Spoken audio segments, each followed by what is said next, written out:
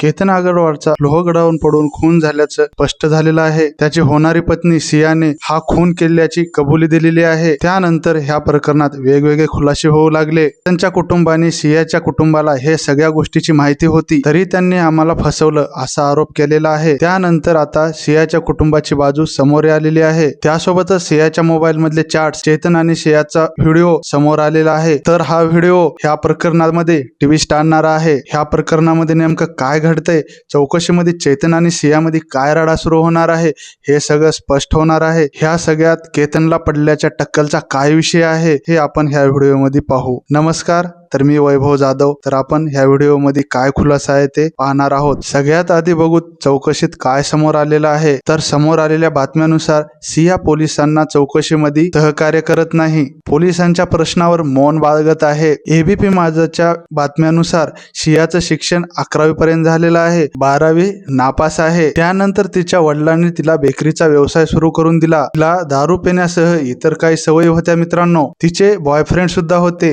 ह्याबद्दल तिच्या घरच्यांना माहिती होती। तिचं आयुष्य लाईनवर यावं म्हणून सियाच्या घरच्यांनी चेतनच्या स्थळाला होकार दिला आणि तिचं वयाच्या 20व्या वर्षीच लग्न लावायचं ठरवलं। जे चौकशीमध्ये चेतन चौधरी आणि सिया एकमेकांवर जबाबदारी थोपत आहेत। केतन अग्रवालला खाली कोण ढकललं, हा खून करण्याचा प्लॅन कुणाचा होता, यावरून दोघं एकमेकांवर आरोप करत आहेत। केतन चौधरीनं पोलिसांना सांगितलं, मला सियासोबत पळून जाऊन लग्न करायचं होतं, पण सियाचं म्हणणं होतं, माझं कुटुंब खूप श्रीमंत आहे, ते आपल्याला कुठून पण शोधून काढतील, त्यामुळे केतनला मारणं हा शेवटचा पर्याय आहे, असं सियाचं म्हणणं होतं। त्यामुळे सियाच्या म्हणण्यावरून केतनचा खून करण्यात आला असा दावा चेतनचा आहे। सियाने आपल्या चौकशीत सगळा दोष चेतनवर ढकललेला आहे। तिचं म्हणणं आहे 14 जूनला केतकला मारायचा प्लॅन केला होता, पण तो फसला। चौधरी खूप दुःखी झाला आणि माझ्यासमोर रडायला लागला। त्याआधी मला केतनला ढकलता आलं नाही, माझ्या एकटीकडून ते होत नव्हतं, त्यामुळे चेतन चौधरी असा म्हणाला की तुझ्या एकटीकडून ते होणार नाही, हे काम मी पूर्ण करतो। त्यानंतर 18 जूनला तो सुद्धा लोहगडावर आला, असं सियाचं म्हणणं आहे। पोलिसांनी दिलेल्या सूत्रातून असं म्हणणं आहे, चेतननी ही जबाबदारी तिसऱ्या वेळेस घेतलेली आहे। चेतन चौधरीला सियातून ह्या सगळ्यातून मोकळं करायचं होतं आणि तिच्यासोबत महाबळेश्वरला एकांतात वेळ घालवायचा होता। केतनचा खून केल्यानंतरही हे दोघं एकमेकांच्या संपर्कात होते। धक्कादायक गोष्ट म्हणजे बातम्याच्या माहितीनुसार सियानं असं सांगितलेलं आहे, केतनला टक्कल होतं, डोक्यावर वीग लावायचा, त्यामुळे आमच्यामध्ये दुरावा निर्माण झाला, त्यामुळे चेतन चौधरी बॉयफ्रेंड सोबत माझे जवळीक संबंध वाढले, फक्त केतकला टक्कल असल्यामुळे खून करण्यापर्यंत हा विषय का गेला, पोलिसांना हे सिद्ध करायचं आहे। सिया आणि चेतक जबाबदारी एकमेकांवर ढकलत आहेत, तरी पण हे चौकशीमध्ये त्यांनी सिद्ध केलेलं आहे। सियानं हे असं सांगितलेलं आहे की चेतकला ढकलण्याबद्दल ह्या दोघांनी एक सिग्नल ठरवला होता।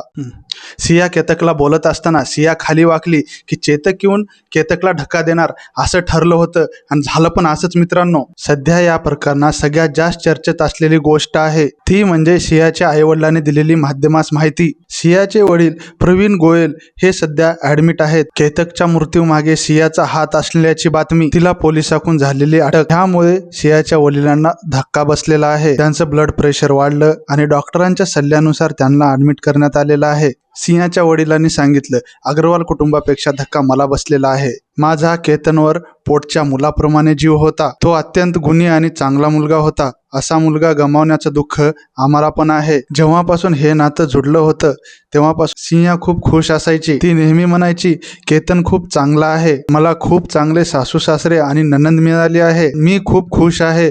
अचानक असं काय घडलं आम्हाला काहीच समजायला मार्ग नाही। चेतन आणि सियाच्या अफेअरबद्दल काहीच माहिती नव्हती, असं म्हणणं सियाच्या वडिलाचं आहे। केतनच्या आईने माध्यमांशी बोलताना असा दावा केला होता, सियाने 17 जूनला रात्री 11 वाजता त्यांना फोन केला होता, त्याला लोहगडावर येऊ द्या, माझा बर्थडे आहे, आम्हाला बर्थडे सेलिब्रेट करायचा आहे, त्यामुळे केतनला सोडा, असा दावा करत हट्ट केला होता। कुणाच्या दाव्यात तथ्य आहे, लोहगडावर जाण्याचा हट्ट कोणी केला? पोलिसाच्या तपासात चेतक आणि रियाचे काही रोमॅन्टिक चॅट्स आणि फोटो समोर आलेले आहेत। नवीन लग्न झालेलं जोडपं कसं बोलतं तसं ह्या चॅट समोरून दिसण्यात आलेलं आहे। पण केतनच्या डोक्यावर असलेला वीग, फुटेजमुळे समोर आलेले पुरावे, सियाचे समोर आलेले मोबाईल मधले चॅट्स प्रचंड महत्त्वाची भूमिका निभावत आहेत। तर सियाच्या भावाला लोणावळा पोलिसांनी चौकशीला ताब्यात घेतल्याची माहिती समोर आलेली आहे। आता नेमकं हे प्रकरण कोणतं वळण घेणार ह्याच्याकडे सगळ्या महाराष्ट्राचं लक्ष आहे।